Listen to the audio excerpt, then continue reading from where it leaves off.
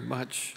Now for another perspective from Timo Kurki from the University of Turku, who's a pioneer in many contributions in traumatic brain injury, will present quantitative tractography as a clinical diagnostic method in TBI.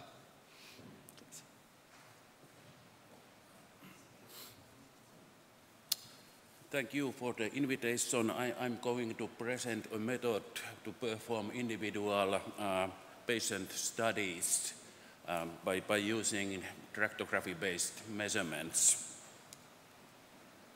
What we need 3 Tesla MRI images with standard TTI protocol and standard slice positionings.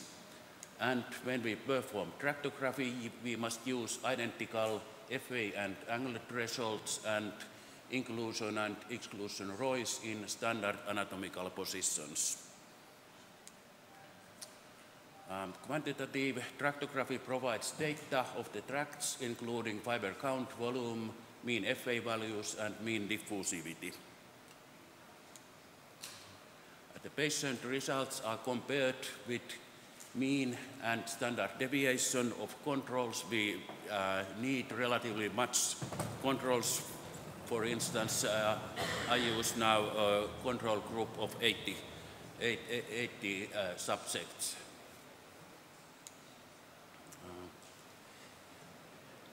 The reproducibility in large tracts based on several studies is relatively good. The CV for FA and MD measurements is usually from 1 to 4%, but in small tracts the CV can be quite poor. But on the contrary, the reproducibility of volumes and fiber counts is much lower.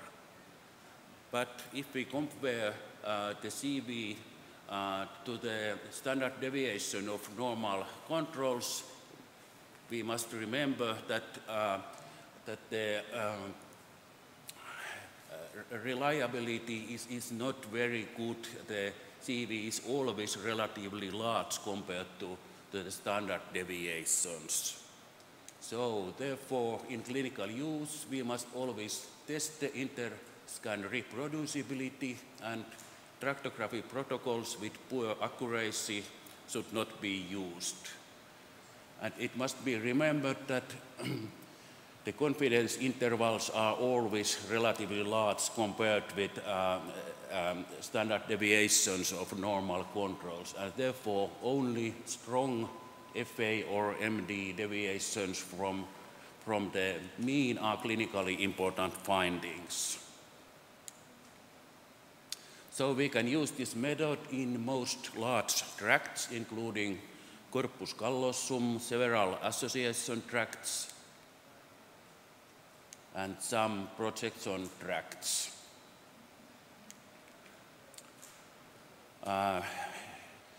Most reliable, the method is most reliable in tracts with small or moderate anatomical variability in normal controls, for instance in superior cingulum.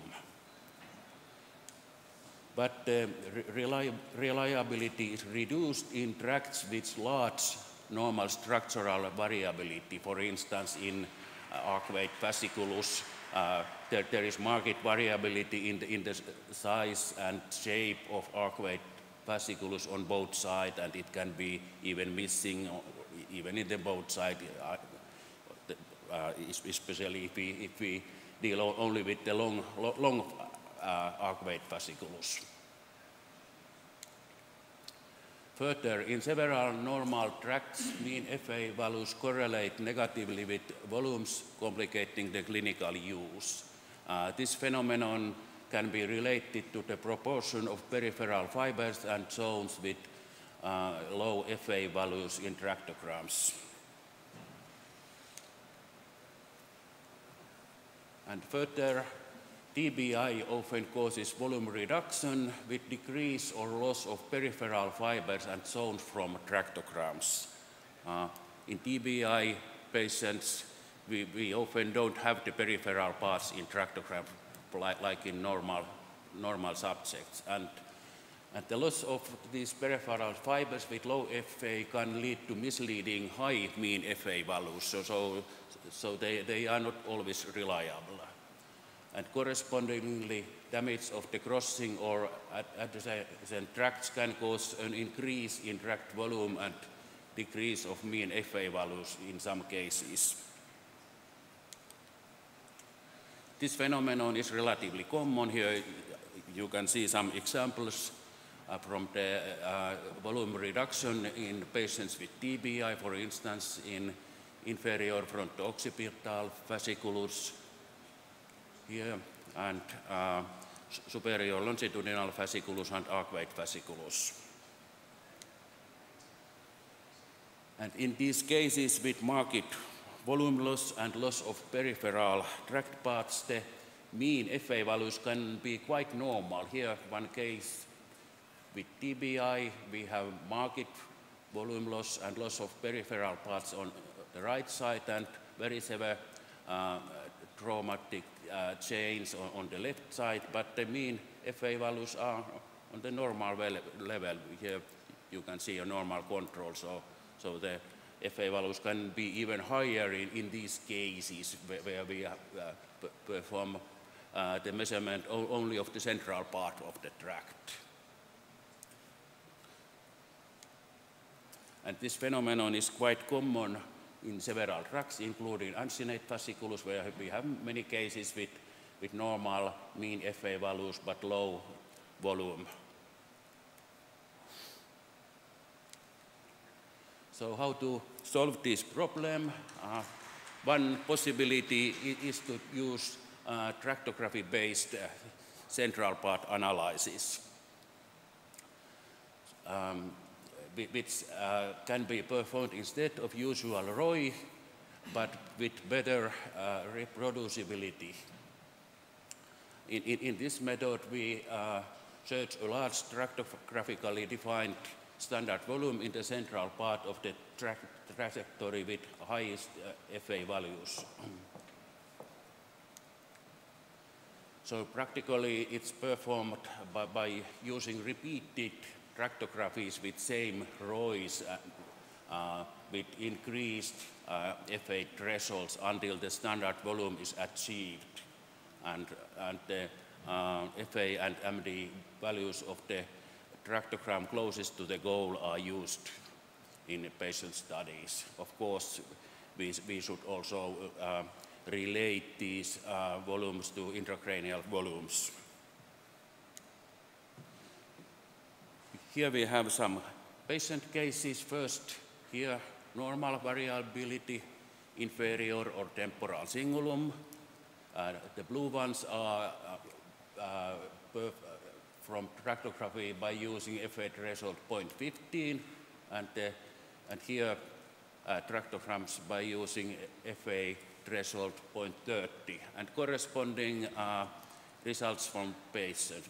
Here we have threshold 0.15 and here threshold 0.30. So in patients, the volume is much smaller. We performed the measurements only in the central part of the tract, and all the peripheral fibers are missing, so we cannot really compare the results. FA values in these tractograms can be quite normal because they represent only the central parts. So the solution is to use volume threshold, not FA threshold. So when we use the co-analysis, we can compare relatively similar tract parts in patients and controls. And correspondingly, in the superior cingulum, the same thing. Here, normal controls, and here, patients. The tractograms of patients miss peripheral parts. Compared to the normals, they are much smaller. We measure only the central parts of the tracts. But when we perform measurements by using similar central volumes, we can do the analysis in corresponding tract paths. And this method is possible in most large tracts. And compared with tractography with a fixed FA threshold, the reproducibility in percents is moderately worse, but related to standard deviation of normal controls, the reproducibility is generally in the same level. So we can, in most large tracts, get uniform central volumes by this method. Here are some examples of the large association tracts.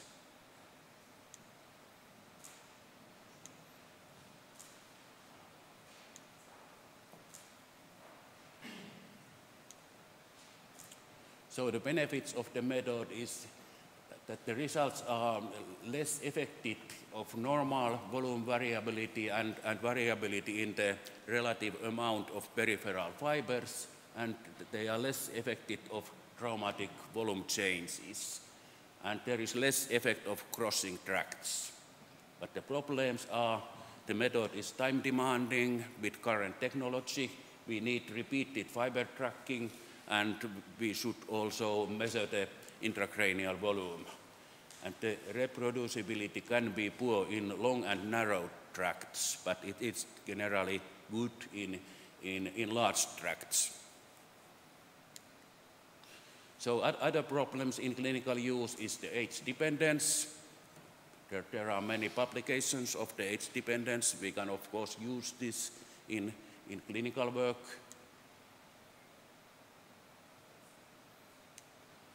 Other problems are differential diagnostics. There are many other diseases and conditions which can cause similar findings, FA reductions and MD increases. So what we need, we should improve the technology to perform the core analysis. We need analysis techniques without many repeated fiber trackings, and also more automatic intracranial volume measurements could be useful. Okay, thank you for the time.